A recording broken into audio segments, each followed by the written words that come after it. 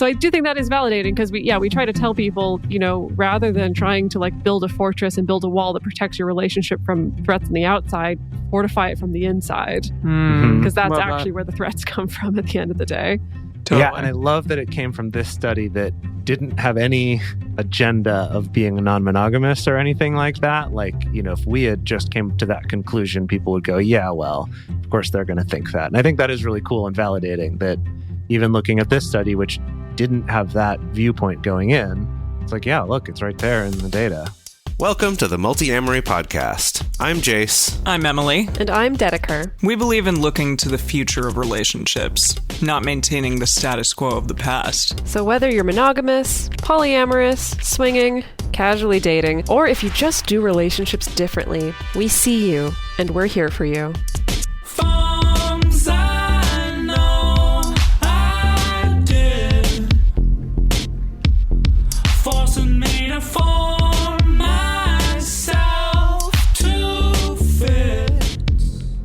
On this episode of the Multiamory podcast, we're putting on our overalls, grabbing our spanners and socket wrenches, and sliding up under this relationship to do some work on it. That's right. We're talking about relationship maintenance today. What can we do to ensure that our relationships are as positive and fulfilling as possible for everyone involved? What kinds of maintenance are the most beneficial?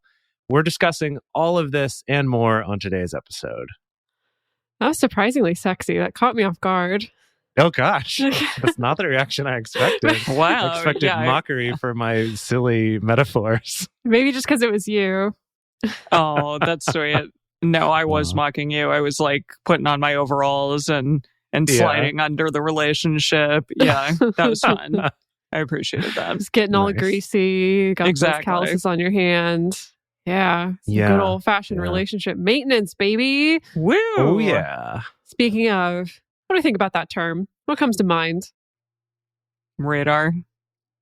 Like, that's like our big catch-all. That's our bit. That's our thing. That's the only thing we got. Well, our big catch-all for relationship maintenance. Yeah, radar. Yeah, what else comes to mind? Also, what comes to mind to me is the idea of, like, especially if you have multiple partners, of being sure you're putting in some effort into all of them and not just kind of letting one of them fall to the wayside when you're not with that person or something, especially if it's long distance. That comes to mind too. So I think that so many of us kind of get into a relationship with a person and expect that they're just going to stay that way for the majority of the relationship or for the rest of the time the two of you are together. And it's important to kind of see and figure out and also like ask about ways in which maybe they've updated themselves and their lives and their goals and ambitions. So I think that should be a part of regularly scheduled relationship maintenance too. Wow. Yeah. The two of you have some very thoughtful, healthy sounding associations. Well, we better after doing this podcast for 8 years. I guess that's there's a little bit of some bias there. But, when I was pulling this episode together and I was first thinking about this topic, a lot of stuff came to mind for me. First of all, maintenance sex came to mind for me, which we're going to be talking about a little bit later, actually probably in our bonus, thinking about high maintenance versus a low maintenance relationship, high maintenance versus low maintenance people, which I thought was interesting. And I did specifically choose not to go down that particular rabbit hole because I do think that high maintenance, low maintenance people / relationships, it tends to be a little gendered of who we think are high maintenance people versus low maintenance people. And I just really couldn't find anything actually helpful there. And I just kind of came to the conclusion, I think maybe this is just not a helpful concept. But yeah, I think it also tends to be associated with kind of associating value with being high or low maintenance and maybe doesn't really, isn't as useful a way to actually talk about real human beings and relationships. Yeah, definitely. But the main inspiration for this episode was a journal article that I came across sometime last year. I was out there trying to figure out, like, have there been any studies on any kind of relationship maintenance process check-in similar to a radar? I mean, that was what it was. I was trying to find, like, has there been any research on anything vaguely radar-esque? And I stumbled on this 2017 review study that was published in the Journal of Family Theory and Review, and it's titled Relationship Maintenance, a review of research on romantic relationships. So this article is, like it says on the tin, it's a review of the existing literature and studies that have been done on relationship maintenance behaviors, at least everything that existed up until 2017. And these researchers culled information from 1,149 different published studies on relationship. Yes. Good God, there's a lot of information. There's a lot of information. And so that's why it's going to make the main basis of our episode today. Basically, the authors did like the multiamory job for us, which is like looking at all the different resources and studies and evidence and then like organizing it and culling it together and making it into a nice little cohesive framework or cohesive package. So good job, Ogulski et al. And all of your supporting researchers who pulled all this together, because there's some really, really fascinating information here.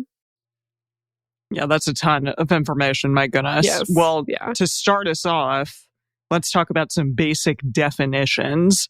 So researchers use the term relationship maintenance to refer to activities and behaviors that people use to preserve their romantic relationships. That is fairly self-explanatory.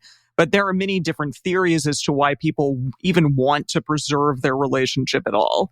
And that's interesting to me because, when you say preserve, kind of going back to what I was saying before, like, are you preserving the idea of the relationship that you once had?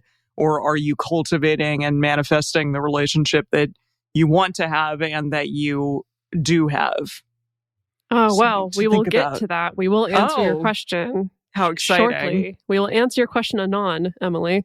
Alrighty. Well, let's talk about those different theories that people have on why they want to have any relationship maintenance at all. So there's the initial evolutionary psychology theory explanation about things like mate retention, like you want to, again, as I said, preserve the mate that you have and continue to procreate with them, perhaps, something along those lines. Resource acquisition, things like keeping the resources that you have and maintaining them, and like keeping a household, for example, and that might be easier to do if you have a mate. Yeah, there's basically, that's kind of the gist of it, is the idea of like, oh, if we have behaviors that encourage us to maintain an ongoing connection with another human being, that means that it increases our likelihood that we're going to be able to acquire and hold on to resources. Keep our stuff, usually our food at the very least. And that means if we have food, then we're more likely to survive. Therefore, it's in our best interest and have more babies, and for those have more babies to survive. All that it's stuff, all that whole thing. That whole, it's evolutionary psychology. Exactly.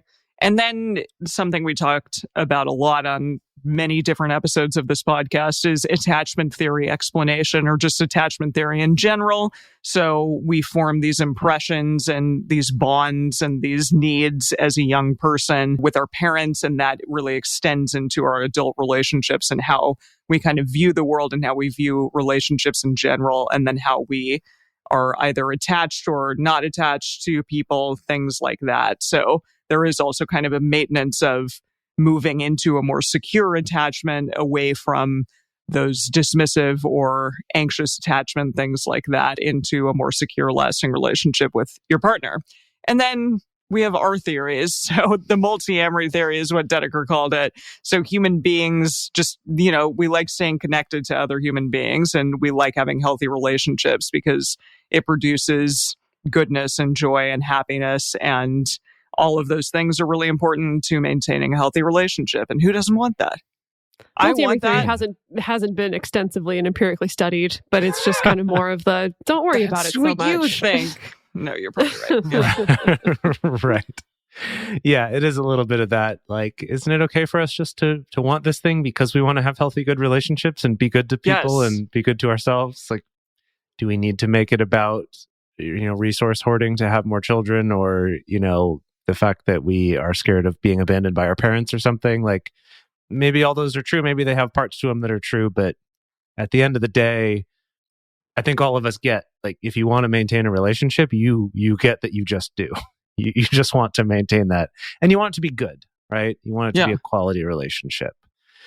And so some scholars theorize that relationship maintenance behaviors are for the purpose of keeping it in one particular state. Kind of like you were talking about, Emily, of maybe your partner not changing, or at least the configuration of the relationship not changing, something like that. And then others think that these relationship maintenance behaviors are for the purpose of keeping a relationship progressing and growing in a satisfactory direction. And the authors of this particular meta-analysis of all these studies are like, ¿por qué no los dos? Why can't we have both? So they divide the purpose of relationship maintenance into two broad categories, that rather than being those two categories, they put them into categories of 1, threat mitigation, and 2, relationship enhancement. So let's just talk about the impressions that terminology leaves on us without going into what it actually means. Keeping away from threats and possible bad things in your relationship and then making a relationship better? Yeah. Or do you mean like threats from the outside, like other That's people? That's the question, isn't it? That is the question. That's what comes to mind for me as soon as I hear threat mitigation in the context of talking about relationships. The first thing I'm thinking of is pretty classic, like toxic monogamy culture. I need to preserve the relationship. Maybe some evo-psych stuff. Like, I just need to make sure that there's no interlopers who could possibly think about stealing my mate. Totes. Yeah. Yeah. And relationship enhancement, I mean, there's probably pills for that or something, right? Like male enhancement. Seems easy. But let's talk about what they really are, though. Yeah. So threat mitigation, they connect more to that purpose of trying to keep the relationship in a particular state of safety and security. And then they tie relationship enhancement to that purpose of wanting the relationship to feel better, to get better, to progress, and to grow as well. So they kind of, I don't want to say subdivide into other categories, because it's more like these things form almost if you imagine like an XY axis and like 4 quadrants. That's kind of more the way that I'm thinking about dividing these, that it's like on the one side, you have threat mitigation behaviors and relationship enhancement behaviors. And then on the other axis, you have individual behaviors and interactive behaviors. So as in, individual behaviors are the stuff that you do internally, your internal processing, your internal reflecting and thinking that you do on your own about the relationship. And then there's interactive behaviors, and that's all the stuff that happens externally. So the external processing you do with your partner, the reflecting and discussing that the two of you do together, or the actions that you take with your partner. And so these kind of 4 factors combine and interact with each other. And this is the framework that these particular authors came up with for understanding this huge wealth of information about all the different kind of relationship maintenance behaviors and strategies that have been observed in human beings. Yeah. So we're going to go through these 4 different quadrants, as Dedeker said, of relationship maintenance strategies, which is individual threat mitigation, and then interactive threat mitigation, and then individual relationship enhancement, and then interactive relationship enhancement. And Dedeker wrote this. I'm going to read it because it sounds great. And don't trip, chocolate chip.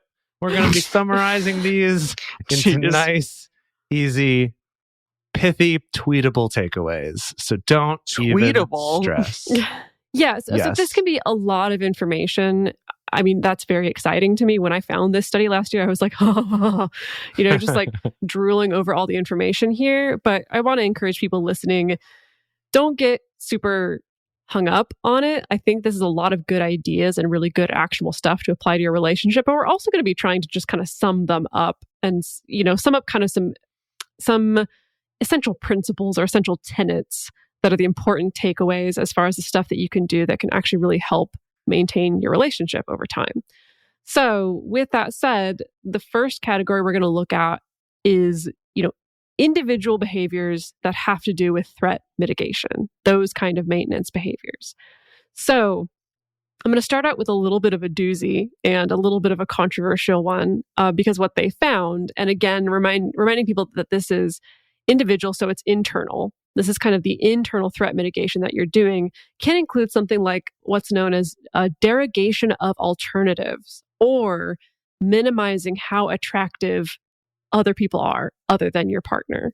So as in, you have kind of this narrative in your head that like your partner is the most attractive or the most fit for you and other people are not as attractive. And now, of course, as soon as we say that, everybody in the, audience who's non-monogamous is like, what are you talking about? That's the whole point. Nah. The whole point of this is that we find other people attractive. And yes, I'm going to address that in just a second. So basically, studies have found that you can force this. You can kind of force yourself to think other people are off limits and no good, and only my partner is the one for me. And that can actually backfire and create this sort of forbidden fruit kind of attraction, which I think makes a lot of sense. It's why people find affairs to be very sexy and thrilling and exciting, because it does create that sense of this thing that I've told myself that I can't have and that I shouldn't have because it's inferior, but I'm going to have it anyway because we also associate guilt and pleasure. We've talked about that on this podcast before as well.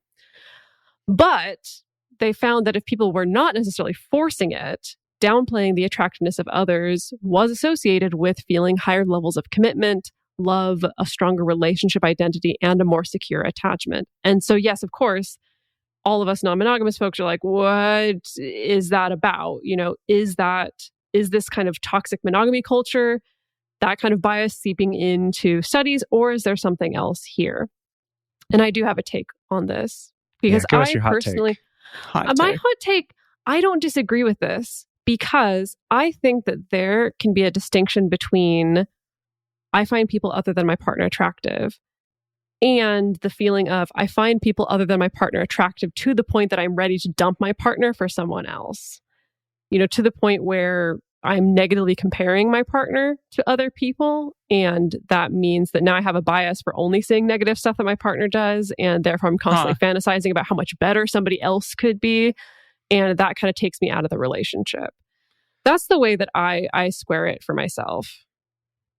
I could also see this being related to I think maybe the thing that comes from the toxic monogamy culture or like the serial monogamy culture is this idea of I'm looking around not just to do I find this other person interesting or attractive, but would this person be attainable and would they be a trade up from what I have? And I think that's where the like toxic part of monogamy culture comes. And I could see this idea of, I guess, at least getting out of that mindset of rather than kind of constantly trying to compare of like, would they be an upgrade from what I have?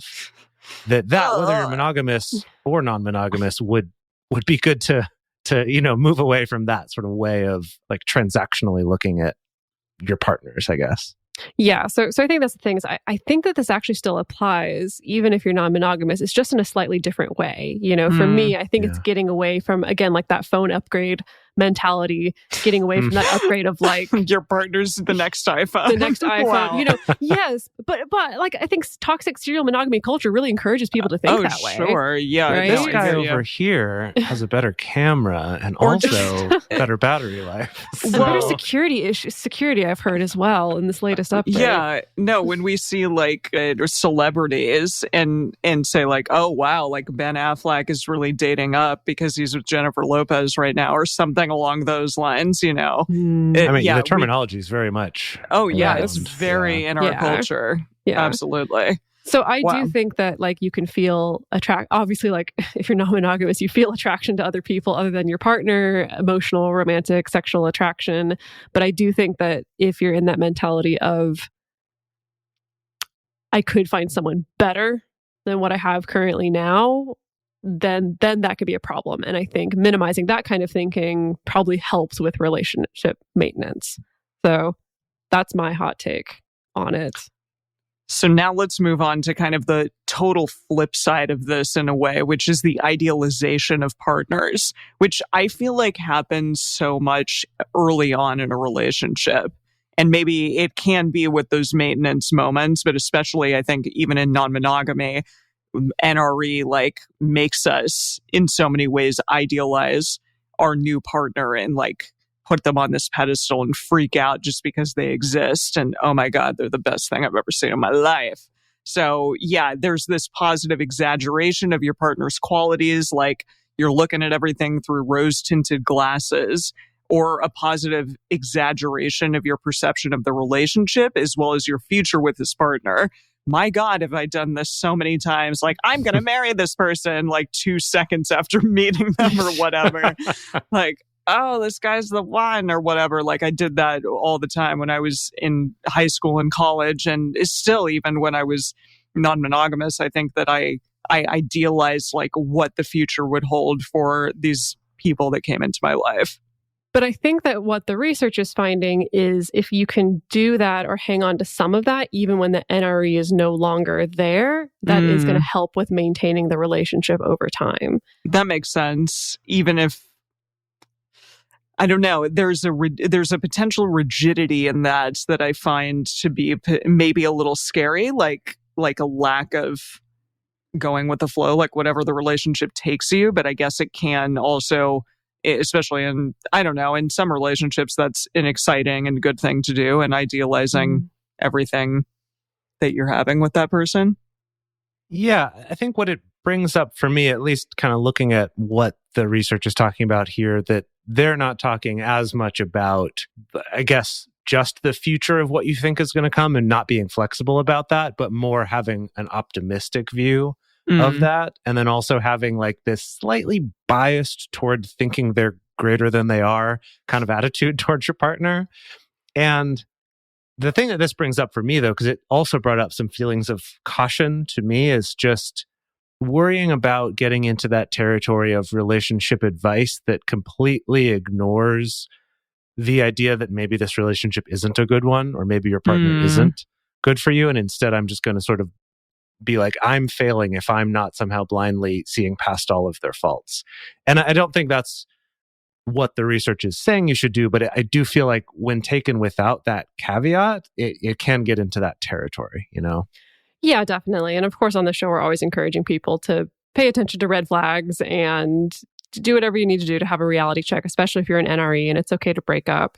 I think for me, this is really helpful to know because I think about this on the opposite side, which is I think that I'm someone who's predisposed to think about things very negatively and to notice faults and imperfections because that's who I am. And so I think about this on the opposite side of like, even in a good relationship, if you're predisposed to be like paying attention to negative things, that's not going to be helpful for maintaining your relationship in the long run. And so I do think that there is something to be said about almost kind of training yourself to have that bias towards your partner of noticing their positive qualities, their positive attributes, the positive things that they do. It feels like what you're saying is that there needs to be a middle ground between what I'm predisposed to do and what you're predisposed to do. And perhaps like that's the ideal thing. Like there's an optimal level of idealization. And when you have too much or too little, it just creates negative effects all around. Yeah, of course. Yeah. So as we talk about a lot on this show, this idea of assuming positive intent with your partner, that's something that I've had to get good at over the last few years, instead of just thinking like, oh, whatever they said was triggering and they mean, you know, malfeasance or something towards me. Instead, you're assuming that they are coming to you with love and with the best of intentions, even if it's challenging for you in the moment. The Gottmans call this positive sentiment override. I love that. That's cool. Yeah. So it is that. It's basically this idea that like my positive sentiments about my partner are more likely to override my negative sentiments. And again, that doesn't mean that they could commit murder and I don't care, or they could just totally abuse me and I don't care. It's more about these like day-to-day conflicts or day-to-day annoyances that I can essentially give myself a little bit more of that bias to you know, give my partner the out or give them the benefit of the doubt, or maybe attribute a more positive intent to their actions or to their words. Yeah, that's lovely. So the big takeaway here with this whole, what is this? This is individual threat mitigation maintenance strategies. That's a mouthful. So the takeaway with that this is yes. Everyone get out your phones. This is the tweet. There is it the is. tweetable Hashtag. No, not hashtag, but yeah. So this is the tweet. Think good thoughts about your partner. Give them the benefit of the doubt. Yeah. Yeah. Just that's do the it. simplest version of it. I checked, and that's only 75 characters, including So punctuation. you're fine. No problem. So Fine. Hashtag. you could either put a ton of hashtags in after that, or you could clarify it a little bit, like if you think that they deserve it, and if not, get out of the relationship. Oh my God. No, I mean, seriously. Wow. It's like that whole, like, give them the benefit of the doubt, but not if they keep being shitty and this is actually a bad situation, Right. in which case, just GTFO, please. Got it. So there's probably room for that in a tweet. Maybe I should have started out with a blanket caveat, is that I'm not encouraging anyone to be employing relationship maintenance strategies to a shitty relationship or an abusive relationship. I think that's the general caveat with all of multiamory. With all of these that we're going through, I'm assuming that this is a relationship that you want to stay in and is good for you. Yeah. Right. Yes. That's an important part. And if you or your partner don't want to do this because you don't want the relationship to work, then just get out now instead of trying these techniques. Okay. Great. So that was your tweet. Think good thoughts about your partner. Give them the benefit of the doubt. Okay. Section 2. Quadrant 2. This is interactive threat mitigation maintenance strategies. So this is when you're working together to mitigate threats to the relationship. Not this just is where internal, everyone but listening external. That's the question, right? So everyone at home is kind of squinting their eyes right now, being like, where are you going with this? And the first category within this quadrant is conflict management. And there's a lot of different strategies that go into conflict management. There's a lot. We won't go into all of these in detail right now, but like Multiamory episode 210 about take the fight out of your fights, and Multiamory 275 on demon dance battles. I would say also the episode on repair shop would be another good one that could go in this category. And basically the authors of the study highlight the various types of accommodation or how to respond constructively rather than destructively in moments of conflict or disagreement. So, for example, voice is one of them. So basically, what do you say? What do you say and how do you say it? Are you doing it in a way that's centering relationship improvement rather than tearing the other person down or tearing down the connection? And attempts at repair, like the repair shop, through communication that way. Another category of this is loyalty, which they described as waiting in hope for the relationship to change. Essentially, I would say maybe another way to talk about that would just be kind of being willing to stick through the process while it's improving, rather than, this kind of sounds very passive to just say like wait and hope that it changes, but more like being willing to wait and be part of that process. And that those two contrast with exit and neglect, which are both more destructive ways of approaching that, right? With exit being kind of the withdrawing, disengaging, maybe stonewalling, or even just, leaving whenever things get difficult, or, neglect, which would be just kind of not giving a shit about the relationship, like not doing anything to keep your side of the street clean, as it were. Yeah. So all this stuff under conflict management, again, it's the stuff that we do together to help maintain the relationship, which involves, I think, very much the spirit of the show, which is like turning conflict into something that's productive and constructive rather than just destructive. And related to that, another strategy that they found was forgiveness. So as in both partners working together to forgo condemning each other or getting revenge on each other, even in situations where it feels like that response is justified, such as situations where someone's broken trust or some kind of harm has been done. But they also found that self-forgiveness as well within a relationship influences both the relationship satisfaction of the person who was hurt and also the person who did the hurting. Now, this is a really tricky topic, because I think that in our cultural zeitgeist right now, there's not a lot of value placed on forgiveness in general. I think we have a lot of negative associations with, forgiveness means giving someone a pass. It means we're not holding someone accountable. And I think in this case, in a relationship that is good for you and that you want to continue, this is like the opposite of like holding a grudge, right? It's like the opposite of just tallying up all the things that your partner has done wrong and holding on to those for the rest of your lives, And so forgiveness however that means to you. Hopefully it doesn't mean necessarily just like giving somebody a pass. It seems like this is actually a really important strategy for maintaining your relationship over time. Yeah, it's such a... We should maybe do a whole episode on that kind of idea at some We point. should. Yeah. I did look in our back catalog, and we touched on it when you did your most recent like apology, like your giving and receiving apologies episode. Right. But like we touched on forgiveness, but we haven't done an entire episode. So I Yeah. did go ahead and put that on our list.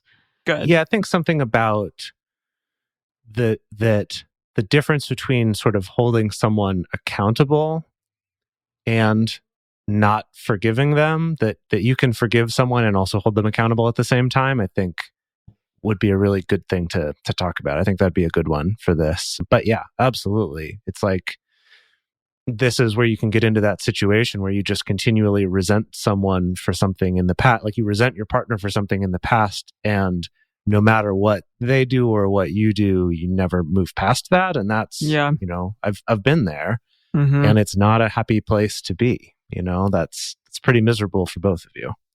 Absolutely. So another strategy is sacrifice, and there are positive ritual sacrifices. That's good. Yeah. Good No, maintenance. we work together, like a personal and find the perfect little sacrifice. guinea pig and build an altar. Stop talking, okay? No, we're not going there at all. Not a guinea pig. Okay. There are positive and negative types of sacrifice, and we're not talking about the animal sacrifice, which should never happen ever. We're talking about things like avoiding and approaching. So there are motives that are more along the lines of like trying to avoid something happening or trying to avoid conflict. And then you're like sacrificing by doing that. So for instance, like a denial of personal needs in order to avoid harmful repercussions. I think a lot of sort of people-pleasing people tend to do stuff like this, for sure. I definitely know that I do. Whereas a more approach motive is like a sacrifice that's motivated by a desire to obtain positive outcomes. What would be a good example of that? Well, what this makes me think of is, you know, I do think that in relationships, people crave an equal feeling exchange of sacrifice. And often this is labeled as compromise or as give and take. And I don't quite know if that really does it justice. But, you know, it could be something like, I know that my partner's dream is to go to med school. And so I want to help them fulfill their life dream. And so that means that maybe I'm going to take on more time at work so that I can support our family while they're in med school. And that's like, I want to obtain this positive outcome for my partner to be happier, maybe for my family to be happier. And that's like a sacrifice maybe I'm willing to make, which is different from I'm going to deny my personal needs because I'm afraid of the repercussions, which that starts getting into some really tricky, unhelpful, and probably unhealthy territory. Right. Yeah, and that almost seems like a slight mental shift. Like one could still view it from like an avoidance motive, and then another person could view it as like approaching, like I want to be helpful to my partner. Yeah, it could depend on the context. It could be like my partner has threatened to leave me unless I'm like decide to support the whole family so they can go to med school. You know, that could flip things on its head. Yeah. I could see even the two of these can go together. I actually think that's kind of a good example of the partner wants to go to med school, right? This is an expensive thing. It's going to take a ton of their time for several years. Like that's a pretty big deal, right? That fully avoidance would be the like, well, I might have other things I wanted to do, or I didn't want to keep working at this job, or I wanted something else, but I'm just I can't bring that up because I don't want to cause conflict. And that's negative. And then on the other hand, there's kind of I could see the approach motive one could also be negative too. If it's like, well, I want them to do that, so I'm just going to sacrifice all these things for myself, but I'm also just going to like avoid speaking up when there's things that I need. And maybe the compromise is kind of having some of both of those, right? Of like, I want, you know, it's like, yeah, I'm going to do this sacrifice because I want this good for my partner, but also I'm not going to deny my needs entirely. And I am going to speak up about, okay, well, can we work together then to find some ways to, you know, have better childcare lined up during this, or to get, you know, some way of financing this in a way that I'm not having to work 70 hours a week and maybe just 50 or, something like that to kind of work together on both of those at the same time. Mm-hmm. Yeah, so essentially all around you can kind of do facilitative behavior. So you can be generally helpful to your partner as they work towards achieving goals or completing tasks. What comes to mind is acts of service when we talk about like love language. Like that kind of is just something that one could do to be helpful and have emotional intelligence regarding that, I think. Yeah. And then their last sort of strategy within this quadrant is what they call dyadic coping. And this is basically as the twos of you, how do you cope with stressful situations, right? How do you provide support to a distressed or stressed partner in a way that you're not absorbing that and then putting that back on them and kind of getting caught in that cycle of giving your upset and distress back and forth to each other, which is a very easy cycle to get into. So for this one, we have an episode 327 that was about compassion fatigue not too long ago that kind of deals a little bit with this and some techniques and some ways to approach that to help keep yourself from kind of taking on all of that while still being there to support your partner. So I just want to point out that none of these threat mitigation strategies that we've talked about, either the individual ones or the interactive ones, have anything to do with the threat of other people. Did some of the things in the study talk about that? No.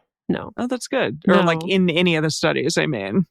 I guess you could maybe interpret the whole, downplaying the attractiveness of other people as maybe that. That probably touches on that. But I thought it was really interesting, especially with these interactive ones, the things that people do together to mitigate threats in their relationship. It mostly had to do with like internal conduct. Yeah, those are the real threats to the internal ones, real not the external ones. Yeah, absolutely. So I do think that is validating because we try to tell people, rather than trying to like build a fortress and build a wall that protects your relationship from threats on the outside, fortify it from the inside, because that's actually where the threats come from at the end of the day.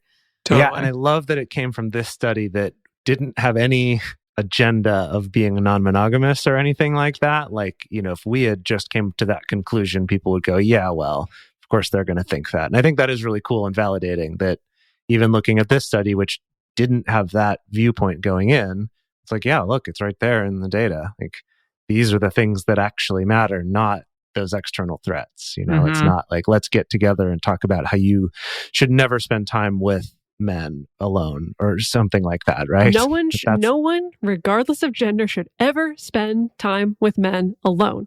Nobody. Science says it. Science says that. But science didn't, it turns out. In this case, science did not say that. No. So to sum up, we have our super fun, pithy tweet for this section on working together to mitigate threats. And that is, be a team when dealing with internal conflict or external stress. Just be a team. Be a pal. Be a team. Yeah. Before we go on to the second half of the episode in talking about relationship enhancement, we're going to take a quick break to talk about how you can support this show. Please take a moment to check out our sponsors, check out our Patreon, because it really does help us to keep this content coming to all of y'all out there for free. And we're back. And now we're switching gears to talk about relationship enhancement. So the first quadrant of this is individual, and then we're going to talk about the interactive. So individual, relationship enhancement, maintenance strategies. Gosh, these titles are so long. Well, okay, but in layman's terms, this is the stuff that you do as an individual, as a person, to help progress the relationship or help it to feel like it is growing and moving forward.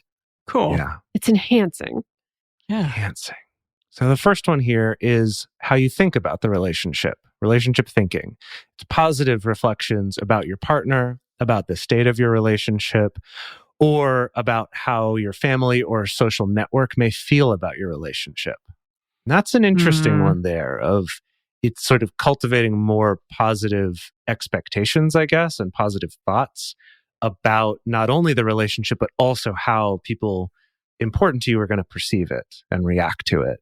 And I think that can be an especially tricky one when it comes to people in non-monogamous relationships or queer relationships or something where there might be some more justified fear about that. But as much as you can within reason, cultivating that more positive reflections and positive expectations of those outcomes has been shown to actually be helpful in terms of maintaining and improving and enhancing a relationship.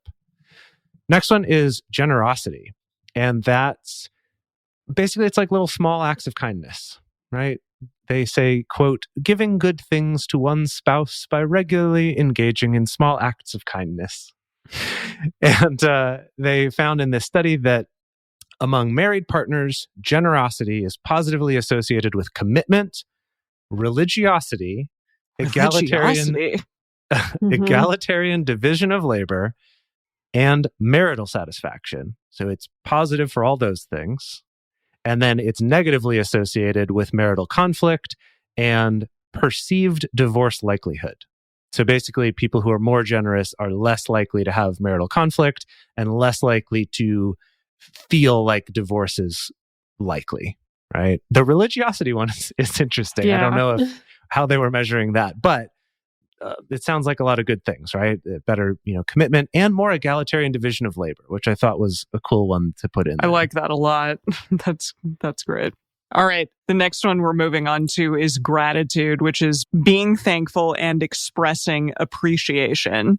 So expressions of gratitude, they promote romantic relationship quality through increases of awareness of responsiveness to partners' needs. So that's really important to kind of be able to see what your partner wants and needs in a given moment and try to respond to that. That's definitely a nice trait, I think, to have. And building a culture of appreciation. I love that. I think it goes nicely with the previous one about generosity, too. Yeah. It's like being generous, but then also really being appreciative of your partner's generosity, too. Absolutely. And just of your partner in general, I think, yeah, especially when you get into a relationship for a long period of time, it kind of like that appreciation factor maybe doesn't tend to happen as often. And so that's something really important to continue cultivating. This is from one of the studies. So likewise, this is a quote, likewise, active, constructive responsiveness, like expressing gratitude and enthusiasm, is a skill that can be taught to couples and may have efficacy as an intervention. Yeah, so that you can actually learn that you can teach that to a couple, and that will potentially get them out of more negative trends and start improving their relationship. Or even teach to individuals, since this is more in the individual side of things. So that's very cool. Yeah, in this context, because Emily, you seemed a little surprised by the use of the word intervention. We're not talking like a drug intervention or anything like that. Like in a therapeutic context, an intervention is essentially any time it's like, ooh, I'm the couples therapist and I see that there's an unhealthy communication pattern in here, so I'm going to intervene. Got it. Yes, and be like, hey, let's try this. I'm going to teach you this tool. Please stop talking and listen to me momentarily. Just stop doing what you're doing and do something better. Intervention is even used not in that, like, I'm going to jump in right in this moment, but like programs that come in to like teach kids in schools resilient skills for studying and doing their schoolwork is also an intervention. It's kind of any like intentional action that you're taking to try to improve a situation is an intervention in like psychology terms. Lovely. Thank you. Learn something new every day. Hopefully I wasn't the only one out there that needed an explanation. So all of this is sort of related to the stuff we've talked about before regarding like sharing a partner's joy, really being present with them when they have a victory, just sort of being there for them and understanding, having an overall understanding and a culture of appreciation and their emotional needs. And then your own as well, I think. That's important too. Our last individual strategy for relationship enhancement, this is a doozy. Let me hit you with this one. This is what they found. Partner-focused prayer. So some researchers theorized that partner-focused prayer helps to break those negative thought cycles that we talked about closer to the beginning of the episode. And also in some studies, they demonstrated a greater willingness to forgive that influence that willingness more so than just thinking positive thoughts about a partner. And now this particular research that it was drawn from probably pretty obviously was mostly done with white Christians, the people who pray or who are most likely to pray. So, it's not clear can we extrapolate anything from this? Can we apply this to people who don't necessarily ascribe to prayer? And I was wondering, maybe it could be extrapolated, like if it was something like a meditation focused on a partner, or even just like sending really good and hopeful intentions toward your partner, or casting some good spells on your partner. Like it's like something that goes beyond just thinking good thoughts about them, and more of like wishing good things for them, or wishing for them to have a better time or an easier time. Doing that on this kind of internal individual basis that maybe would also help with relationship maintenance over time. I do think there's something there to the idea of, like, because in this case, they compared it to just positive thoughts about a partner, that this partner-focused prayer gave a greater willingness to forgive. And I could see something like a meditation or some other kind of like visualization exercise like that might be more helpful than positive thoughts. Because I would bet in this study, it was just that kind of, think about some good things about your partner. Imagine them being great, versus prayer, where I feel like people tend to kind of get a little out of their own way in that case, in a way that you don't if it's just like, I'm going to think some positive things. That can still be kind of self-focused. Interesting. Versus prayer, which is kind of this like, I'm letting go of this a little bit. I feel like I'm maybe getting some outside support, perhaps, in a way.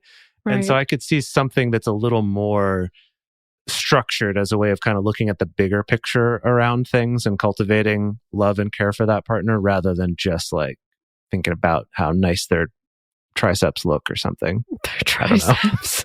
That's what came to mind. Well, so this is my tweetable takeaway. This is my summation of all these individual relationship enhancement strategies, which is just give kindness, gratitude, and powerful magics to your partner. However powerful magics are defined for you, if that's prayer, if that's meditation, if that's visualization, if that is casting a really nice spell, then yes, I think you should do that. There are some times where I ask Jase to cast spells on me. I put a spell on you. Yeah, exactly. There you go. Love it. No, really, though. Like, there he are some sings that, days. No, there are some days where I come in and I'm like really stressed, or I can't get my brain out of work mode, or something, and I'll like ask Jase, like, can you cast a spell on me to help me get out of work mode? And he will commit to the bit. Let me tell you, he is a powerful spell caster. Oh, and yeah, very. I don't know. There's something really nice about it. Just that's doing silly that little bit of lovely. Like silly ritual together that actually feels really good. But I kind of like this idea of it being like my own internal little like secret spell casting that I do for my partners on a day-to-day basis. Yeah, I think again, it's that you're doing something that kind of takes you out of just yourself. It's not that just like, hey, don't stress. Hey, it's okay. Hey, you're okay. It's almost kind of doing a little ritual, even if it's a jokey, silly one like we do. Still kind of gets you a little bit out of that very like stress-focused way of thinking. Okay, are we ready for the final quadrant? Yes. Final quadrant. This is interactive relationship enhancement maintenance strategies. So in other words, the things that you and your partner can do together to enhance the relationship. And so the first of these is communicative relationship maintenance strategies, which are things like having positive interaction patterns, like having just more positive interactions, basically. It's openness, being willing to be vulnerable, share about yourself, and assurances that the relationship has a future.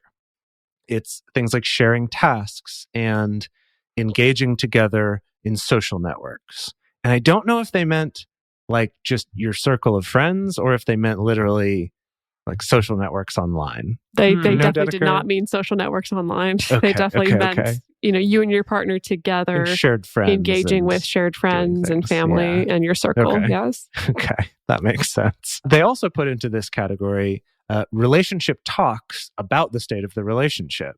So basically, radar. Am I right? Absolutely. They were like, hey, basically what these researchers said was you should be doing Multiamory's relationship radar regularly. Mhm. There it is.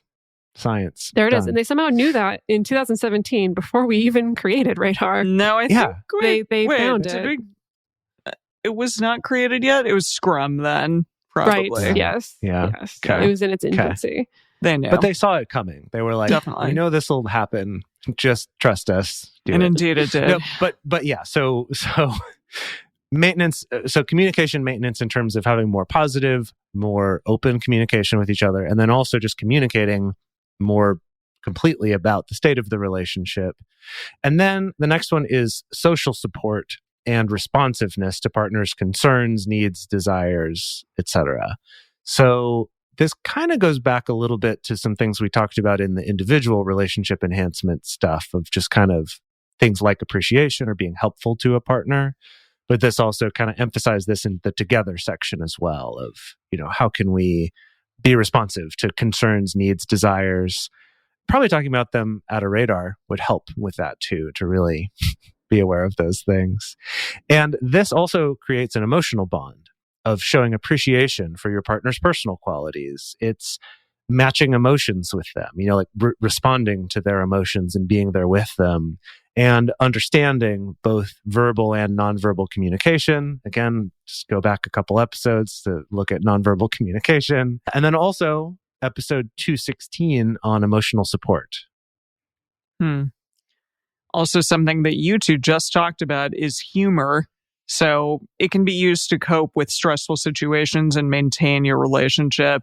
Humor's great. I mean, I feel like that's a trait that so many people out there want in a partner. I want someone that makes me laugh. And, it's true. Although humor, just so we talk about this as well, although humor is correlated with playfulness, positive emotional satisfaction, relationship satisfaction, and quality and closeness, also things like problem resolution, there is potentially a negative effect if it's used to ridicule partners. That I do see from time to time, and it can be pretty cringeworthy from the outside. Even, those jibs and jabs, they happen. But if it's really putting another person down, then that's not a good thing. Yeah. Also, joint leisure activities. So these activities that we're talking about in terms of joint leisure activities, they need to include really high levels of interaction, not necessarily just like sitting on a couch passively and watching TV, Right. which we all love to do, but maybe something like going on a hike or going on a trip or doing something unique and special with the other person. This is from another quote from one of the studies. Compared to quantity, the quality of time spent in joint leisure activities is more strongly associated with marital satisfaction. That makes a lot of sense. We talk about those new things that partners have to do as well.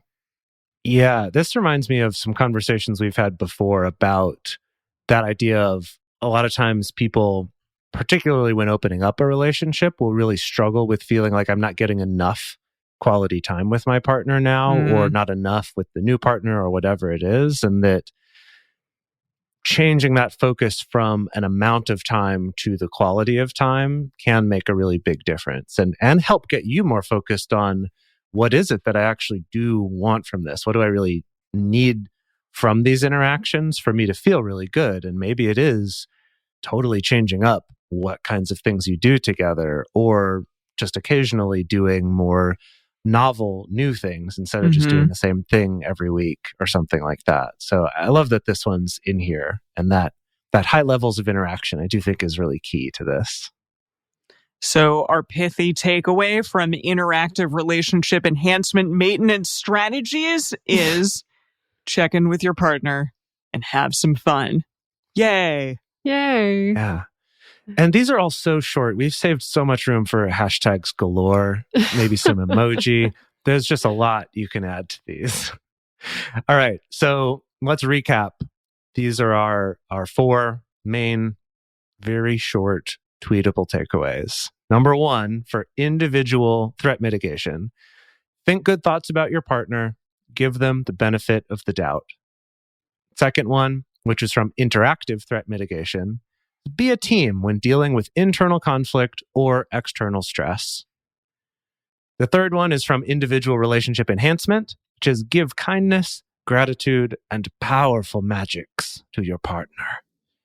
And then number 4 is the interactive relationship enhancement, which is check in with your partner and have fun. Have some freaking fun.